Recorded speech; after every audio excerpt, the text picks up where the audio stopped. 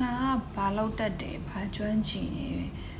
ဘာ skill လေးရှိရဆိုတဲ့ဟာကိုတိနေရုံနဲ့မပြီးတော့အခုချိန်မှာဒီဘာလို့လဲဆိုတော့လူတွေကမြင်ရမှယုံတယ်တက်တည်ပြနိုင်မှသူတို့လက်ခံကြရတယ်လေအခုခေတ်ကအဲ့လိုဖြစ်နေပြီကျမလည်းအရင်တော့ကအဲ့လိုလူပဲကိုလုံနေတဲ့ဟာကိုသိရပြီတစ်ဖက်လူပေးသိစရာမလိုလို့ထင်ခဲ့တာပေါ့နော်အဲ့လိုပုံစံမျိုးနဲ့ပဲနေလာခဲ့တာဒီမြင်တာတခုပြောပြမယ်ပေါ့နော်ဒီလုပ်ငန်းခွင်တစ်ခုမှရှိခဲ့တဲ့အချိန်တော့ဆိုတော်တော်ဆိုးတယ်ကိုလုံနေတဲ့ဟာကတကယ်တော့အကြီးပဲအများမလုံနိုင်တဲ့အပိုင်းလောက်တာကွာအဲ့တော့ကိုက report ကိုကောင်းမတင်တတ်ဘူးတေးချမချပြတတ်တော့ဘယ်လိုဖြစ်လဲဆိုရင်အထက်လူကဆရာတွေကမမြင်ရအောင်သူတို့တွေကအကြီးပိုင်းဆိုတော့ဒီအောက်ကလေးဘာလုပ်နေလဲဆိုတဲ့ဟာသူတို့မသိရကိုဖော်ပြမှ report တွေပါတယ်ကောင်းတေးချပြမှသူတို့ကသိတယ်လေအဲ့လိုမျိုးပေါ့နော်ကိုကမချပြတတ်တော့ကိုလုံနေတဲ့ဟာသူတို့မသိသူတို့ထင်တာကတသေးလေးကြီးပဲပေါ့တကယ်တော့မဟုတ်အကြီးပဲကိုလုံနေတဲ့ဟာအဲ့လိုမျိုးတွေပေါ့နော်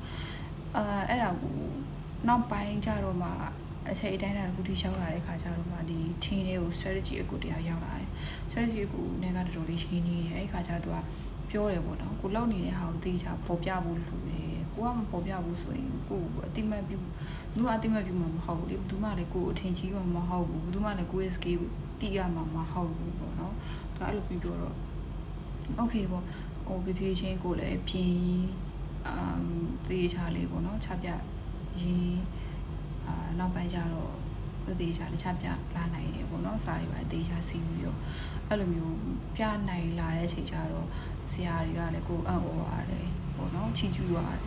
ယ်ပေါ့နော်ကိုလုံနိုင်တဲ့ဟာတွေပြီးတော့အတိမတ်ပြုတယ်ပြီးတော့လာစာတွေပါတယ်ဆိုရင်လည်းတူခန့်ထီတယ်ပေါ့နော်အခွင့်အရေးအများကြီးရလာတယ်ပေါ့နောက်ပိုင်းကျတော့အဲ့လိုမျိုးပေါ့နော်ဒါမြင်တာဥပမာတစ်ခုပြောရတာအဲ့လိုပဲအခုဒီပေါ့နော်ကိုနဲ့ပတ်သက်ပြီးတော့ချပြတဲ့အခါမျိုးတွေမှာဒီလုပ်ငန်းခွင်မှာမဟုတ်ဘူးကိုဝင်ငွေရှာတဲ့အပိုင်းတွေမှာပဲဖြစ်ဖြစ် personal brand တွေတိစောက်တဲ့အပိုင်းမှာပဲဖြစ်ဖြစ်ကိုတေချာချပြတတ်ဖို့လိုလာတယ်ပေါ့နော်ကိုတေချာမချပြတတ်ဘူးဆိုရင်အခွင့်အရေးအများကြီးရှုံးသွားတယ်အဲ့လိုမျိုးကိုတိနေရုံနဲ့မပြီးဘူးကွာတစ်ဖက်လူမြင်အောင်ပြနိုင်ဖို့လိုတယ်တတိပြနိုင်ဖို့လိုတယ်အဲ့ဒါကြောင့်ပဲအခုကျမလည်းနောက်ပိုင်းကျတော့ကိုတေချာလေးပြန်ပြီးတော့ကိုယ့်ရဲ့အကြောင်းလေးပြန်ပြီးတော့ပြောပြဖြစ်တယ်ကိုလုပ်နေတဲ့ဟာတွေပတ်သက်ပြီး sharing ပြန်လုပ်ဖြစ်တယ်အရင်တော့ကျတော့လောက်ရတာဘာမှမပါဘူးငါလုပ်နေတဲ့ဟာကငါတည်ချပြီငါကူညီပေးလိုက်တယ်ငါကင်ပေးလိုက်တဲ့ project ကအောင်မြင်သွားရပြီတခြားငါနဲ့မသိတဲ့သူတစ်စိမ့်ကြီးပေါ့နော်ငါဘာလုပ်နေလဲဆိုတာသိစရာမလိုဘူးဆိုပြီးတော့အဲ့လို mindset နဲ့ရှိနေခဲ့တာပေါ့နော်ရှိတော့ဒါပေမဲ့အခုကတော့